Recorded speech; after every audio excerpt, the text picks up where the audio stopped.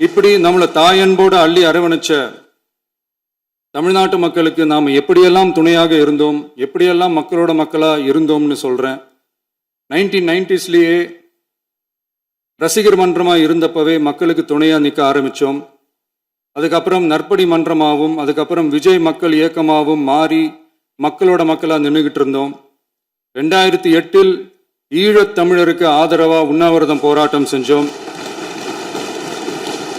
போர் முடிவுக்கு வரணும், நம்ம தொப்புள் கூடிய உறவுகளான ஈழத் தமிழர்களுக்கு பாதுகாப்பான நிம்மதியான ஒரு வாழ்வு கிடைக்கணும்னு அன்னைக்கே கோரிக்கை வச்சோம்.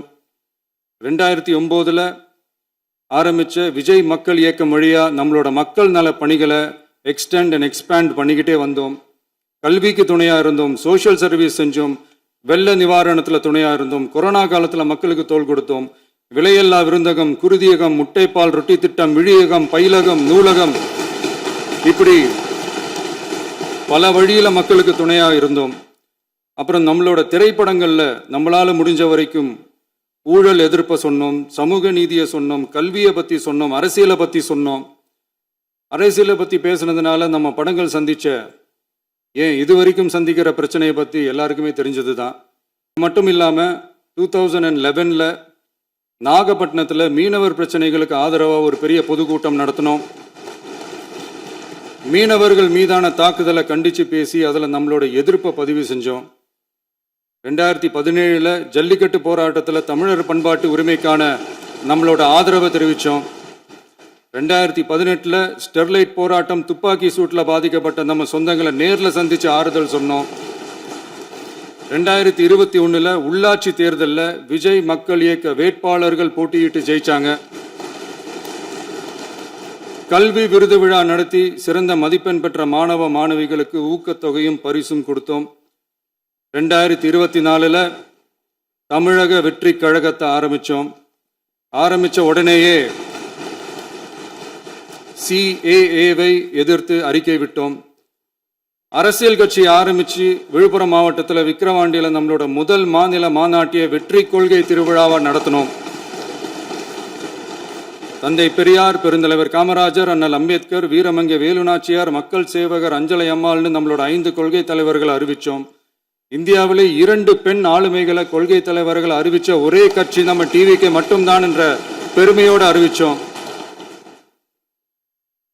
பெரியார் சொன்ன மாதிரியே அவர் சொன்னதில் நமக்கு ஏற்புடையதை மட்டும் எடுத்துக்கிட்டோம்.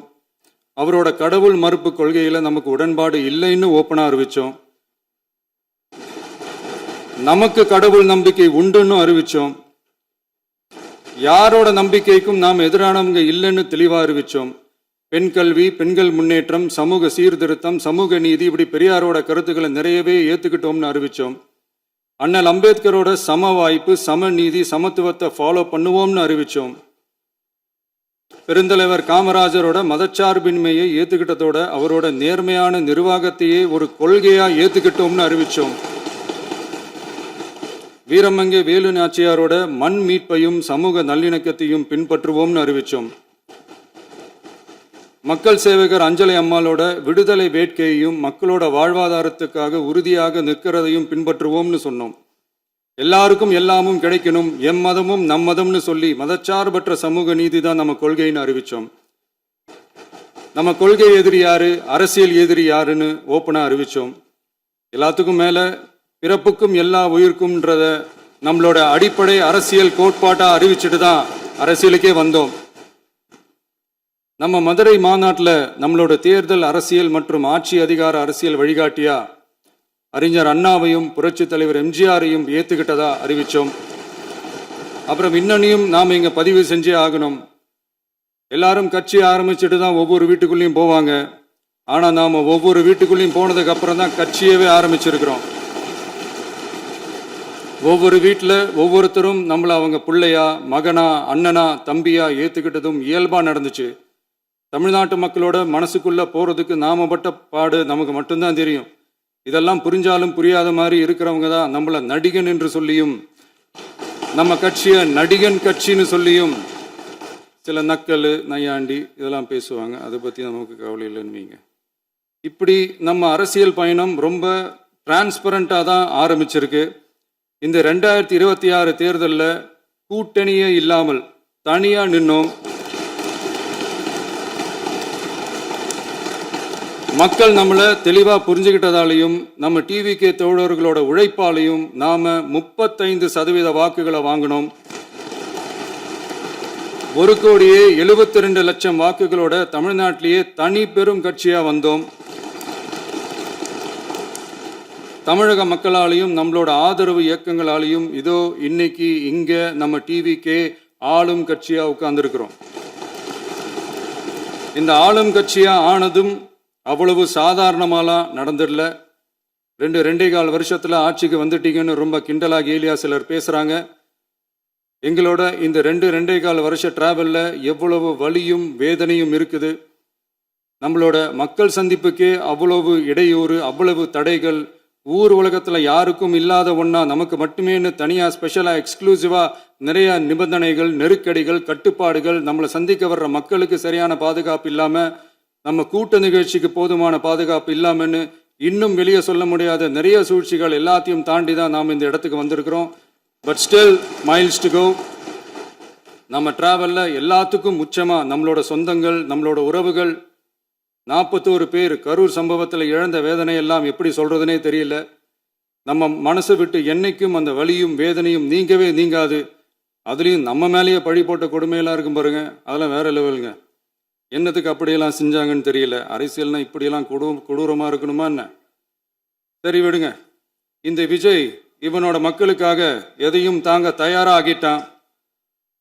இவ்வளவு பெயின்ஃபுல்லான நம்ம பொலிட்டிக்கல் டிராவல்ல நம்மளோட மிகப்பெரிய ஆறுதலும் பலமும் என்ன தெரியுமா? என் நெஞ்சில் குடியிருக்கும் என்னோட தமிழ்நாட்டு மக்களும், என் உயிருக்கு உயிரான என்னோட தோழர்களும் தான். அவங்களோட பலத்தால தான். அன்னைக்கு 1967 முன்னாள் முதல்வர் மாண்புமிகு அறிஞர் அண்ணா அவர்கள் தலைமையில் அமைஞ்ச சாமானியர்களோட ஆட்சி மாதிரி, 1977 முன்னாள் முதல்வர் மாண்புமிகு புரட்சி தலைவர் எம்ஜிஆர் அவர்கள் தலைமையில் அமைஞ்ச மிக சாமானியர்களோட ஆட்சி மாதிரி, இதோ இன்னைக்கு அதே வரிசையில் 2026 சட்டமன்ற தேர்தலில் இந்த விஜயோட தோழர்கள் இடம்பெற்ற ஒரு மிக மிக சாமானியர்களின் ஆட்சி அமைஞ்சிருக்கு. வாகை சூடும் வரலாறு திரும்பி இருக்கிறது. இப்படி ஒரு தீர்ப்பை மக்கள் அளிச்சதுனால தான் தமிழக வரலாற்றில் ஒரு மகத்தான கூட்டணி ஆட்சியை நாம் அமைச்சிருக்கிறோம். இளைஞர்களால் என்ன செய்ய முடியும், பெண்களால் என்ன செய்ய முடியும்னு கேட்டவங்களுக்கான பதில் தான் இன்னைக்கு அமைஞ்சிருக்கிற நம்ம ஆட்சி. ஒரே ஒரு குடும்பம் மட்டும் முக்கியம்னு சொல்றது நம்மளோட ஆட்சி அதிகார அரசியல் இல்லை. தமிழ்நாட்டில் இருக்கிற ஒவ்வொரு குடும்பமும் முக்கியம்னு சொல்றது தான் நம்ம அரசியல். நம்மளோட ஆட்சி அதிகாரம் அதான் நம்மளோட மனசாட்சி உள்ள மக்களாட்சி.